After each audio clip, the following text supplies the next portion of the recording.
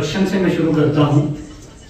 मेरा नाम विवेक मेहता है और मैं ज़िला शिमला के जुब्बल कोटखाई नावल क्षेत्र का रहने वाला हूँ और मैं भारतीय युवा कांग्रेस का राष्ट्रीय प्रवक्ता 2018 में टैलेंट हंट जो यूथ कांग्रेस का होता था उसके माध्यम से मैं पहला राष्ट्रीय प्रवक्ता हिमाचल प्रदेश का चुन करके गया था।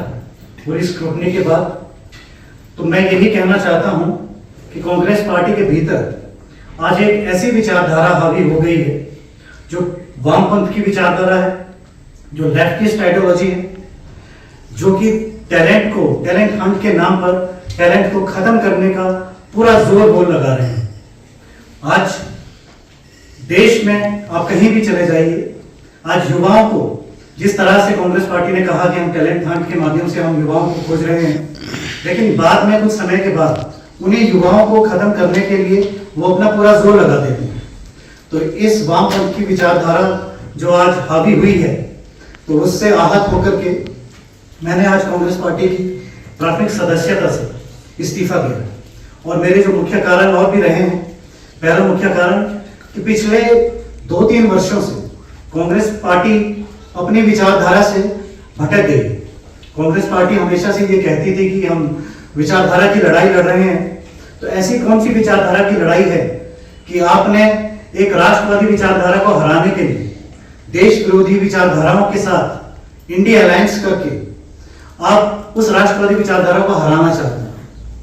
मैं इंडिया अलायंस के उनके कांग्रेस पार्टी के जितने भी घटक दल हैं, मैं इन घटक दलों को मैं बताना चाहता हूं कि जो हमेशा सनातन को गाली देते हैं, सनातन धर्म को बीमारी की संज्ञा देते हैं, और ऐसी बीमारी में जिनके मैं नाम भी नहीं ले सकता, तो ऐसे दलों के साथ में आप अलायंस करते हैं। देश विरोधी विचारधाराओं को आगे प्रोत्साहित करने के लिए आप उन आवाजों को आगे बढ़ाने का पूरा प्रयत्न करते हैं। तो इससे आहत होकर के मैं कांग्रेस की विचारधारा को, क्योंकि वो अपनी विचारधारा से भटक चुकी है, इसलिए मैं कांग्रेस की विचारधारा को त्याग रहा हूं।